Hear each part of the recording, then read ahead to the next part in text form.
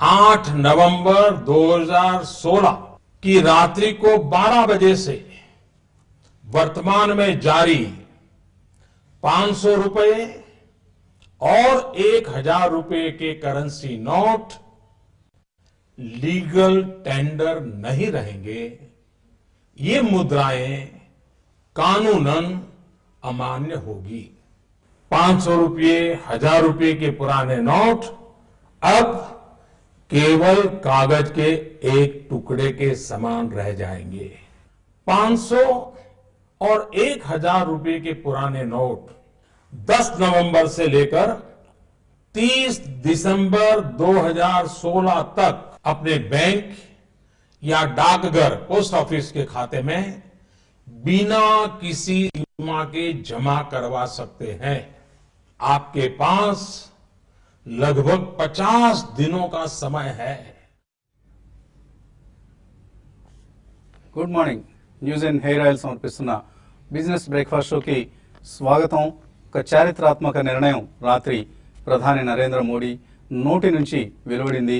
500 రూపాయలు, 1000 రూపాయలు, రెండు నోట్లకి ఇంకా మనకి నూకలు చెల్లిపోయాయి, కాలం చెల్లిపోయింది. సో ఈ రెండు నోట్లు ఇప్పుడు 1000, 500 అని దీని మీద కనిపిస్తుంది, కానీ చిత్తు కాగితాలతో సమానం. సో దీని మీద ఐ థింక్ మన దువ్వూరు సుబ్బారావు గారు సంతకం చేశారు దీని మీద. I promise to pay the bearer the some of 1000 rupees. Subbarao గారి సంతకానికి వాల్యూ లేదండి. సో మేబీ ఈ నోట్ నాకు ఇచ్చిన పెద్ద మనిషి పేరు తర్వాత చెప్తాను. వారు కూడా ఇప్పుడు మనకి టెలిఫోన్ లైన్లో అందుబాటులోకి వస్తారు. ఈ నోట్ ఆఫ్ కోర్స్ వారికి దీనికి ఏం సంబంధం లేదు. సుబ్బారావు గారి దగ్గరికి వెళ్ళాలనుకుంటున్నాను నేను. ఏంటి సార్, మీ సంతకానికి వాల్యూ లేదు, మీరు నాకు ఆర్బీఐ తరపు నుంచి ఒక కాంట్రాక్ట్ ఇచ్చారు 1000 రూపాయలు. I promise to pay the bearer the some of 1000 rupees. ఇది ఎవరి దగ్గర అయితే ఉందో వాళ్ళకి 1000 రూపీస్ వాల్యూ నేను ఇస్తున్నాను అంటూ దువ్వూరు సుబ్బారావు గారు సంతకం చేసిన కాగితాన్ని ఇప్పుడు నేనేం చేసుకోవాలి?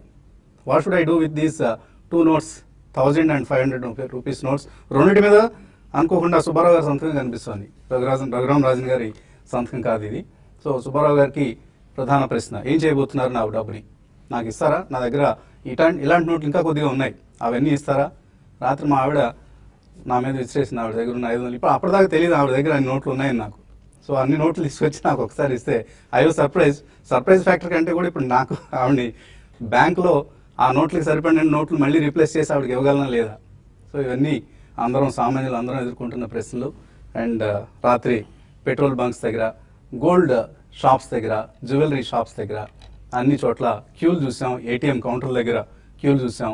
And gold and jewellery shops Dhanatrayodashi రోజు కంటే కూడా ఎక్కువ సేల్స్ రాత్రి జరిపారట.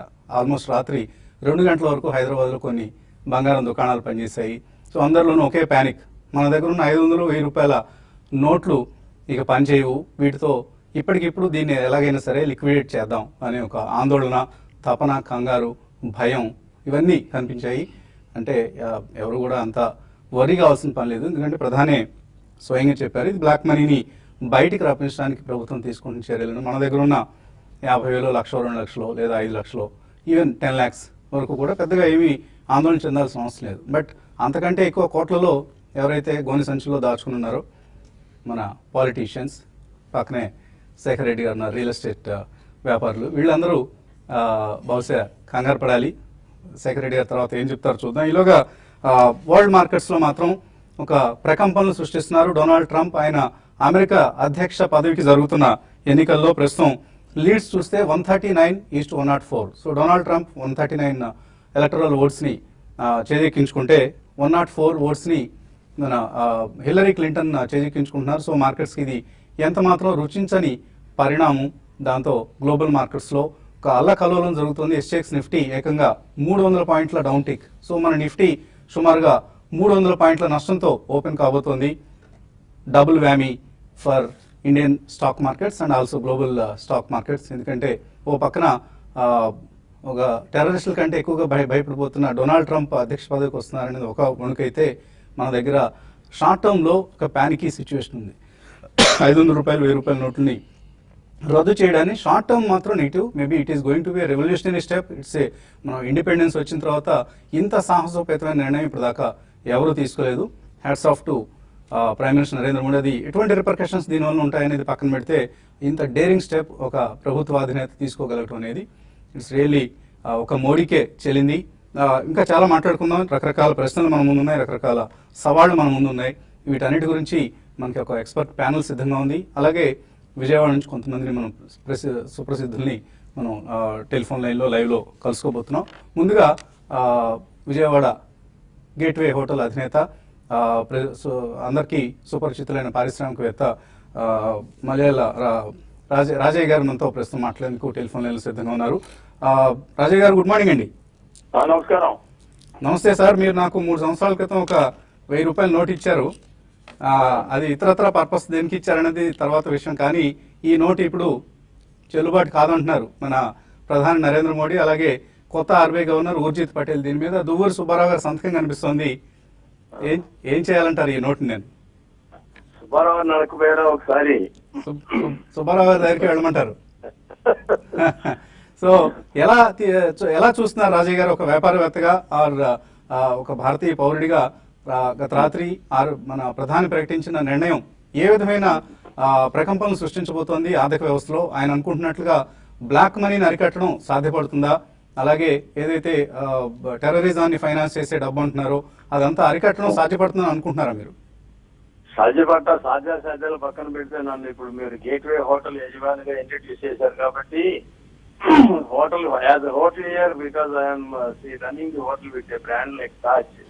నాకు హ్యాపీ థింగ్ ఏంటంటే కాంపిటేటర్స్ ఎవరు ఇంతకు ముందు అకౌంట్ లేకుండా వ్యాపారం చేసి అందరూ అకౌంట్లు చేస్తారు, ట్యాక్సీ కడతారు కాబట్టి I'm one of the beneficiaries.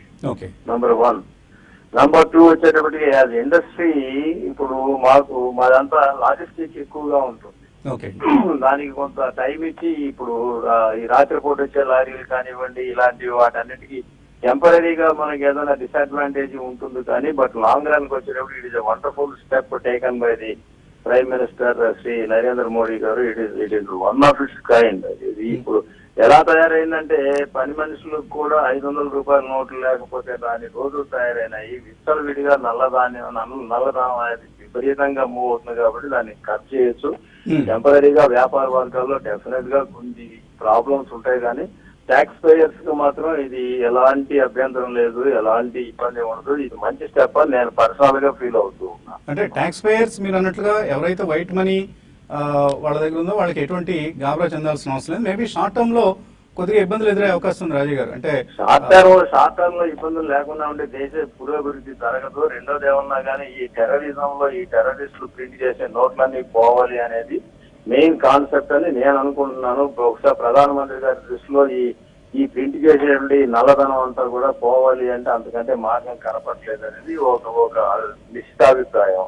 రెండోది అదర్ సైడ్ మీకు వెళ్తే మేము పారిశ్రామిక నుంచి రాజకీయానికి వెళ్తే డెఫినెట్ గా ఇది మంచి స్టెప్. రాజకీయ నాయకులు కూడా ఇప్పుడు ఒక 1000 రూపాయలు ఒక 10 లక్షల రూపాయలు తీసుకొని ఒక దగ్గరికి వెళ్ళారనుకోండి, ఎగ్జాంపుల్ చెప్పాలంటే నా కాలనీ ఉంది, లేబర్ కాలనీ ఉంది. లాస్ట్ పంచాయతీ ఎలక్షన్ అప్పుడే 10 లక్షలు కట్టల పట్టుకెళ్తే అరగంటలో పనిచేసి బయటకు పెట్టేశారు. అదే 100 రూపాయల నోట్లు లేకపోతే 50 రూపాయల నోట్లు అనుకోండి, అంత విచ్చలవిడిగా అంత తొందరగా కొనేదానికి కూడా అవకాశం ఉండదు. పంచడం కష్టం అవుతుంది. ఎందుకు కష్టం అవుతుందంటే ఒక కాఫీ తాగాలంటే ఇవాళ 400 రూపాయలు అయిపోయింది మీకోసం. అలాంటప్పుడు మీ హోటల్లో అయితే 400 రూపాయలు, మేము బయట 400 రూపాయలు. నా హోటల్ కాదు స్వామి, హైదరాబాద్ లో నువ్వు ఏ హోటల్ దాకా కానీ అంతే కదా. ఇవాళ అంటే నేను ఎగ్జాంపుల్ చెప్తున్నాను మీకు. ఒక బేరర్కి టిప్పు 100 రూపాయలు ఇస్తే వాడు ఏంట్రా పిసినారు అని వెనక ముందు చూసే రోజులు కదా ఇవి. అందరికి తెలిసిన నగ్న సత్యాలే ఇవి. ఇప్పుడు మామూలుగా మీకు వాల్యూ తీసుకురావాలి, మనీకి వాల్యూ రావాలి, మళ్ళీ ఇన్ఫ్లేషన్ తగ్గాలంటే ఇలాంటి స్టెప్స్ తీసుకోకపోతే జరగదు. మరి అందరికీ తెలిసిన నగ్న సత్యమే కదా ఎక్కడైనా కానీ. ఇప్పుడు ఎగ్జాంపుల్ హైదరాబాద్, మా విజయవాడ చేసి మీ హైదరాబాదే తీసుకుందాం. ఎక్కడ గచ్చిబౌలి దాంట్లో లాంటి ఏరియాకి పోతే అక్కడ గజం ఎంత ఉంటుందండి? 10,000 ఉంటుంది పబ్లిక్. ఎవడైనా డబ్బులు ఉన్నోడు ఏం చేస్తాడు, ఒక 1000 గజాలు కొనుక్కున్నాడు అనుకోండి, 1,00,000 రూపాయలు 1 కోటి రూపాయలతో రిజిస్టర్ చేయించుకుంటే 4 కోట్లు గవర్నమెంట్ మనీ అక్కడ పే చేస్తున్నాడు. ఇవన్నీ పోవాలి. డెఫినెట్ గా ఇక్కడ గమనించాల్సింది ఏంటంటే సడన్ గా చేశారు కాబట్టి ఈ రియల్ ఎస్టేట్ మాత్రం కుప్పకూలిపోవడం ఖాయం. ఆ రియల్ ఎస్టేట్ ని ఏ విధంగా ప్రొటెక్ట్ చేస్తారనే దానికి గవర్నమెంట్ ఏదైనా వేరే స్టెప్స్ తీసుకుని ఏదైనా వాళ్ళకి టైం ఇవ్వటం లాంటి ఏదైనా చేస్తే బాగుంటుంది అనేది అప్పుడే ఫోన్ల మీద ఫోన్లు వస్తున్నాయి. ఏదో మాది పడిపోయింది అది ఇది అని చెప్తున్నారు. అమాయకులైన రైతులు, ఇప్పుడు ఎగ్జాంపుల్ చెప్పాలంటే అమాయకులైన రైతులు, అమరావతిలో ఉన్న రైతులు అనుకున్న ఎగ్జాంపుల్, వాళ్ళ దగ్గర పాపం అమ్ముకున్న తర్వాత ఆ క్యాష్ ఉండి ఉంటుంది. ఆ క్యాష్ వాళ్ళందరూ ఏదో భద్రంగా దాచుకున్నారు, లాకర్ లో పెట్టుకున్నారు. వాళ్ళని ఇప్పుడు అందరూ దాన్ని బయటికి తీయాలి, లెక్కలు చెప్పాలి ప్రభుత్వానికి, బయటికి తీయాలి, లెక్కలు చెప్పాలి. అంతెందుకు వసంత నువ్వే కొన్నావయ్యా, నీది నందిగామ, నువ్వు పోయి అమరావతిలో ఒక ఎకరం కొన్నావు, డబ్బులు ఇచ్చావు, ఆ రైతు ఏమన్నా దాచి పెట్టుకున్నాడు, అది నాకు వసంత్ గారు ఇచ్చారంటే వసంత్ ఒప్పుకుంటాడా? ఇవన్నీ కూడా ప్రశ్నలు మన ముందున్న ఇవన్నీ ప్రశ్నలు. కాకపోతే ఏంటంటే గవర్నమెంట్ కూడా రైతుని ఏ విధంగా ప్రొటెక్ట్ చేయాలి, ఇలా అమ్ముకున్న వాళ్ళు అనేది ఒక విధంగా సాఫ్ట్ కార్నర్తో ఆలోచించాల్సిన అగత్యం ఉంది. అవశ్యం అది తప్పకుండా చేయాలి. దానికి కంపల్సరీగా ఏదో రైతులను ఏదో బయటపడేసడానికి ఏదైనా మార్గం ఉందేమో చూడాలి. సెకండ్ విషయానికి వచ్చేటప్పుడు మాత్రం it is wonderful step taken by the prime minister of India. It is a fits kind in the world. అలా ఎలా అరికడతారంటే కథలు వింటూ ఉన్నాం, మొహమాటాలు లేవు. ఒక్కొక్కరి దగ్గర 100 కోట్లు అక్కడ ఉన్నాయి, ఇక్కడ ఉన్నాయి, తోటలో ఉన్నాయి, దొడ్లో ఉన్నాయి, లేకపోతే కంటైనర్ లో దాచిపెట్టారు, అది ఇవన్నీ వింటున్నాయి. ఇవన్నీ పోతాయి.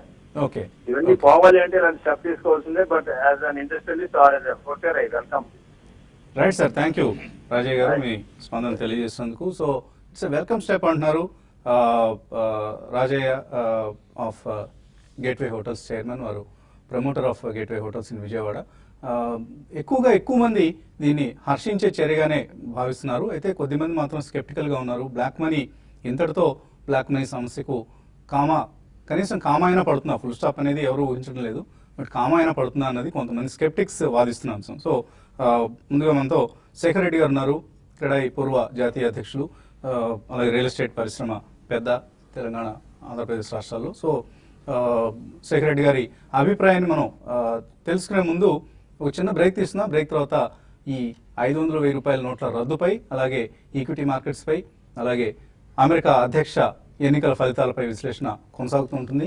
Just after a short break.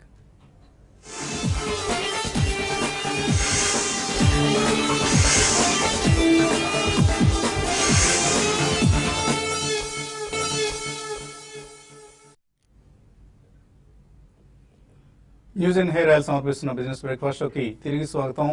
Mexican peso, మెక్సికా దేశపు కరెన్సీ ఇది. మెక్సికన్ పెసో డాలర్తో 10% నష్టపోయింది. సో నిన్న ఆల్మోస్ట్ 1 to 2% లాభపడిన మెక్సికన్ పెసో ఇవాళ 10% నష్టపోయింది. ఇది ప్రపంచవ్యాప్తంగా డొనాల్డ్ ట్రంప్ విక్టరీ పట్ల నెలకొన్న భయాందోళనలు. డొనాల్డ్ ట్రంప్ ప్రస్తుతం లీడ్ చేస్తున్నారు with 150 electoral votes, and Hillary Clinton is just near to 109 electoral votes. So Donald Trump భావి అమెరికా అధ్యక్షులు కాబోతున్నారు. దీని ప్రభావం వరల్డ్ ఈక్విటీ మార్కెట్స్ మీద ఉంది. ప్రత్యేకించి మన SGX నిఫ్టీ ఒకసారి గమనిస్తే ఆల్మోస్ట్ మోర్ దాన్ 330 పాయింట్స్ నష్టంతో కనిపిస్తుంది. ఒక మార్కెట్స్ ఒక బిగ్ గ్యాప్ డౌన్ ఓపెనింగ్ కోసం సిద్ధమవుతున్నాయి. ఇది ఎక్కడికి దారితీస్తుంది? మేబీ 5% కంటే ఎక్కువ కనుక మనం ఫాల్ చూస్తే అది సర్క్యూట్స్ కూడా వెళ్లే అవకాశం ఉంటుంది. సో ఈ పరిస్థితి మొత్తం మీద మాట్లాడేందుకు మనతో విజయవాడ నుంచి టెలిఫోన్ లైన్లో సిద్ధంగా ఉన్నారు సి కుటుంబరావు గారు, ఆంధ్రప్రదేశ్ రాష్ట్ర ప్రణాళిక సంఘం ఉపాధ్యక్షులు. మార్నింగ్ కుటుంబరావు గారు. మార్నింగ్ అండి వసంత్ గారు. సో మనం చూస్తున్నాం ఇక్కడ 2 పరిణామాలు. ఒకటి 500 రూపాయలు 1000 రూపాయల నోట్లను రద్దు చేస్తున్నట్లుగా గత రాత్రి ప్రధాని స్వయంగా జాతిని ఉద్దేశించి ప్రసంగిస్తూ ప్రకటించారు. అండ్ రెండవది అమెరికా అధ్యక్ష పదవి ఎన్నికల్లో డొనాల్డ్ ట్రంప్ గెలవబోతున్నారు. సో ఈ 2 పరిణామాలని మనం ఎలా అర్థం చేసుకోవాలి? ప్రధాని నిజంగానే చెప్తున్నట్లుగా ఈ బ్లాక్ మనీ సమస్యకు ఈ నోట్ల రద్దు అనేది ఒక పరిష్కారం కాబోతుందా నిజంగానే? One of the several solutions అంటానండి. అయితే ఎప్పుడైతే కనుక మోడీ గారి ప్రభుత్వం వచ్చిందో మీరు అప్పటి నుంచి కేర్ఫుల్ గా అబ్జర్వ్ చేస్తే ఫస్ట్ జన్ధన్ కార్యక్రమం స్టార్ట్ చేశారంటే బ్యాంకింగ్ నేషన్ కింద చేయాలి, ప్రతి ఒక్కరికి ఒక బ్యాంక్ అకౌంట్ ఉండాలి అని చెప్పేసి. ఆ జన్ధన్ దగ్గర నుంచి మొదలైన తర్వాత మీకు ఏదైతే ఫారిన్ లో డబ్బులు దాచుకున్నారో దాన్ని డిస్క్లోజ్ చేస్తే కనుక ఎమ్నెస్టీ ఇస్తామని ఎన్ఆర్ఐస్ కి డిస్క్లోజర్ స్కీమ్ పెట్టారు. ఆ తర్వాత అనమాట మీకు ఇన్కమ్ డిక్లరేషన్ స్కీమ్ వచ్చింది. ఇన్ని అయిన తర్వాత కూడా అనమాట మీకు ఏదైతే అనుకున్నంత సక్సెస్ సాధించలేకపోతున్నాం అని ప్రభుత్వం అనుకుందో అప్పుడే ఇలాంటి సంచలనాత్మక నిర్ణయం తీసుకున్నారు. అండ్ దీని వెనకాల చాలా హోంవర్క్ జరిగిందని చెప్పేసి మనం ఆలోచించవచ్చు. ఎందుకంటే నిన్న ఆర్బీఐ ఏదైతే కనుక స్టేట్మెంట్స్ ఇచ్చిందో దాంట్లో ఇచ్చిన ఎక్స్ప్లెనేషన్స్ బట్టి చూస్తూ ఉంటే ప్రాక్టికల్గా కూడా మనం ఆలోచిస్తే 123 కోట్ల జనాభా ఉన్న దేశం మంది. అయితే last year income tax return file చేసింది ఎంతమంది అండి? కేవలం 2.87 crores. అందులో ట్యాక్స్ కట్టింది ఎంత? 1,62,00,000 మంది అంతే. కాబట్టి ఇంత లో tax payer to population ratio ఉన్న కంట్రీ ఇంక వేరేది కూడా ఏది ఉండకపోవచ్చు, అట్లీస్ట్ కాస్త ఒక మాదిరి డెవలప్ అయిన నేషన్స్లో. కాబట్టి ఖచ్చితంగా అనమాట ఇటు ఈ బ్లాక్ మనీ ఏదైతే కనుక సిస్టమ్ని నిర్వీర్యం చేస్తుందో, ఎకానమీని గ్రో అవ్వకుండా చేస్తుందో, అది సిస్టంలోకి రావడానికి ఇది మంచి మూవే చేశారు. ఖచ్చితంగా this will turn out to be successful move for increasing the economy and growth rate of the country అని చెప్పేసి అని అనుకుంటున్నాను. ఓకే అండి. స్టూడియోలో ప్రస్తుతం శేఖర్ రెడ్డి గారు కూడా ఉన్నారు. శేఖర్ రెడ్డి గారు, ప్రత్యేకించి అందరూ మాట్లాడుతున్న సెక్టర్ మీ సెక్టర్ రియల్ ఎస్టేట్ సెక్టర్లో బ్లాక్ మనీ పాత్ర చాలా ఎక్కువగా ఉంటుంది అన్నది అందరికీ తెలిసిందే, దాచిపెట్టేదేం కాదు ఇది. సో ఇప్పుడు ఇందాక రాజయ్య గారు అంటున్నారు రియల్ ఎస్టేట్ ప్రైసెస్ కొప్పుకోలుపోతున్నాయి maybe for the next few months at least అని. సో అదే జరిగే అవకాశం వస్తే రియల్ ఎస్టేట్ సెక్టర్ ఏ విధంగా సంసిద్ధంగా ఉంది? అంటే వి ఆల్ వెల్కమ్ అండి from the developers point of view. ఇప్పుడు మాకు రియల్ ఎస్టేట్ రెగ్యులేటర్ దాంట్లో రాబోతుంది, అక్కడ మోర్ ట్రాన్స్పరెన్సీ ఉంటుంది. గత 10-15 years చూస్తే కూడా ఒకప్పుడు బిల్డర్స్ అసలు రేట్ చెప్పడానికి ఇబ్బంది పడేవాళ్ళు. తర్వాత they try to publish in the newspapers rate, తర్వాత పోర్టల్స్ వెబ్సైట్లో పెట్టుకున్నారు. తర్వాత every week 1 or 2 property shows అవుతున్నాయి, everybody is exhibiting. And most of the అంటే medium and large scale developers అందరు కూడా they are not sitting across the counter and selling the apartments. It is left to the marketing and sales department. They are taking care of this thing. చాలా వరకు అపార్ట్మెంట్స్లో ఈ యొక్క transparency వచ్చింది, check transaction జరుగుతున్నాయి. ఇంకొక reason ఏంటంటే mostly employees కొంటున్నారు మన దగ్గర, కొనే వాళ్ళంతా ఎంప్లాయీస్, వాళ్ళకు ఈ లోన్ ఫెసిలిటీస్ కూడా చాలా ఈజీగా దొరుకుతుంది కాబట్టి వాళ్ళందరూ కూడా ఇన్ఫాక్ట్ యాక్చువల్ రేట్ కంటే కూడా ఒక sometimes they are requesting the developers fittings and fixtures కూడా ఇంక్లూడ్ చేయండి కాస్ట్లో, we will get more loan అని చూస్తున్నారు. 80% వరకు లోన్స్ వస్తున్నాయి కాబట్టి చాలా వరకు ట్రాన్స్పరెన్సీ వచ్చింది. ఎక్కువ భాగం కొంతవరకు ఇప్పుడు కొన్ని స్పెక్యులేటివ్ ఏరియాస్ ఎక్కడైతే ఉన్నాయో అక్కడ కొంత క్యాష్ పొజిషన్ ఉంది, ఎక్కడ ల్యాండ్ డీల్స్ లో ఉంది. కాకపోతే దీంట్లో కూడా మీరు చూస్తే కొంత ఈ లాస్ట్ 10-15 years లో కూడా కొంత ట్రాన్స్పరెన్సీ వచ్చింది. ఎందుకంటే స్టేట్స్ కూడా to get more revenue from year to year, అంటే వాళ్ళ యొక్క బడ్జెట్ టార్గెట్ రీచ్ కావడానికి ఏం చేస్తున్నారంటే వాళ్ళు every year they are reviving the prices of the land prices, market price పెంచుకుంటున్నారు. రెండోది ఏంటంటే ఈ land acquisition, rehabilitation, resettlement act వచ్చిన తర్వాత కూడా చాలా మంది కూడా ట్రేడ్ చేస్తున్నారు, అఫీషియల్ వాల్యూ వరకే ట్రేడ్ చేస్తున్నారు, ఎందుకంటే వాళ్ళకు కాంపన్సేషన్ వస్తుంది.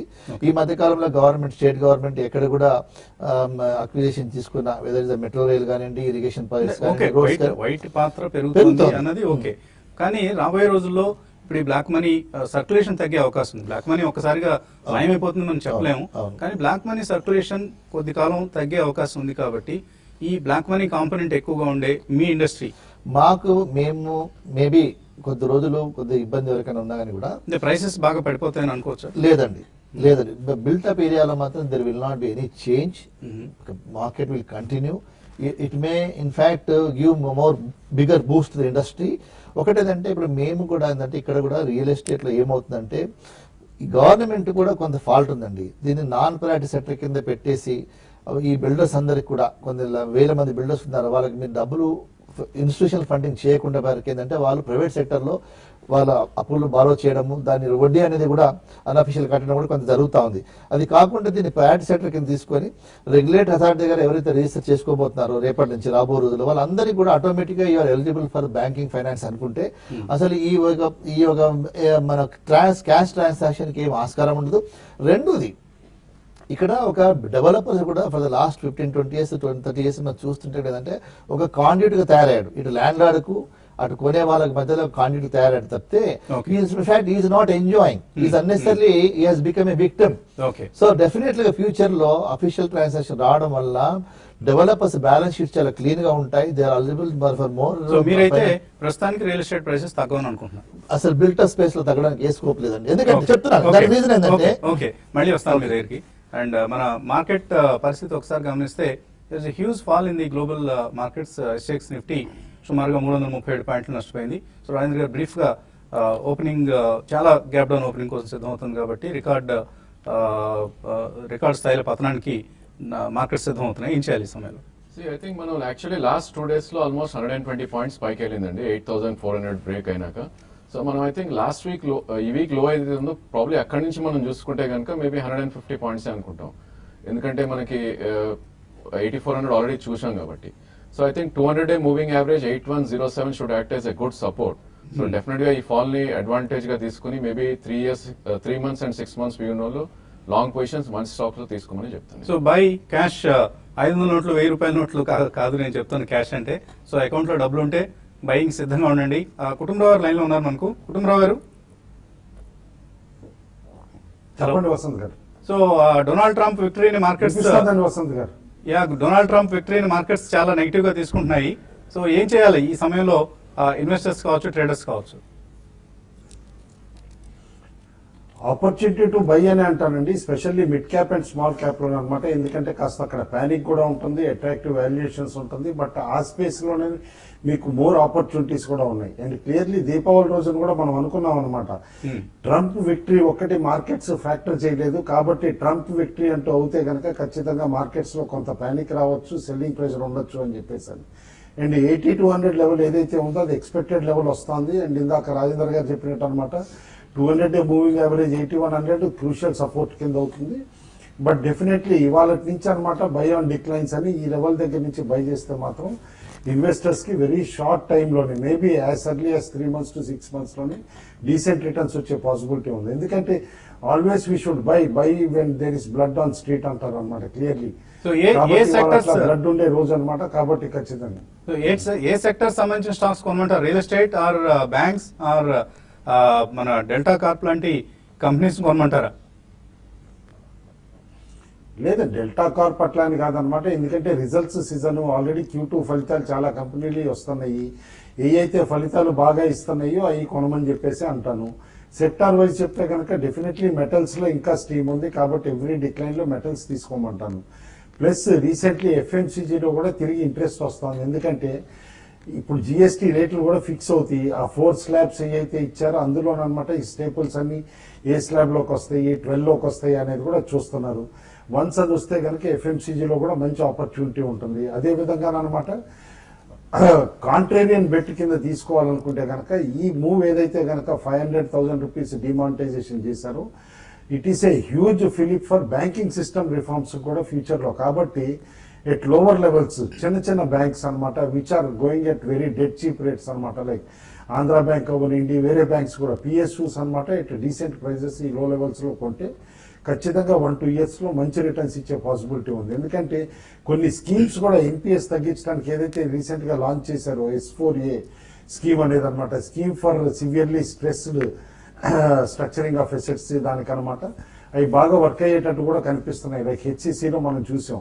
అందుకని చెప్పేసి అనమాట డెఫినెట్లీ బ్యాంక్స్ లో ఒక కాంట్రేరియన్ ఆపర్చునిటీ ఉంది. బట్ వెయిట్ చేయడానికి కూడా ఒక 1-2 years అనమాట పేషెంట్ గా వెయిట్ చేసే ఓపిక ఉన్నాళ్ళని బై చేయమని చెప్పేసి చెప్తాను. ఓకే కుటుంబ గారు, so thank you very much for joining us this morning. చాలా ఇంట్రెస్టింగ్ మార్నింగ్ లో ఉన్నాం మనం. ఒకవైపు పెద్ద నోట్ల రద్దు, మరోవైపు అమెరికాలో ట్రంప్ అధ్యక్ష పదవి ఎన్నికల్లో దూసుకెళ్తున్న సమయం ఇది. సో మన చర్చని యూట్యూబ్ వేదికగా TV5 అని లైవ్ లో కొనసాగిద్దాం. ఒక చిన్న విరామం తర్వాత స్టూడియో మారుతున్నాం కాబట్టి ఒక 2-3 minutes టైం ఇవ్వండి. సో 2-3 minutes తర్వాత మళ్ళీ కలుద్దాం మనం. youtube.com/TV5 అని /live లో చర్చ కొనసాగుతుంది.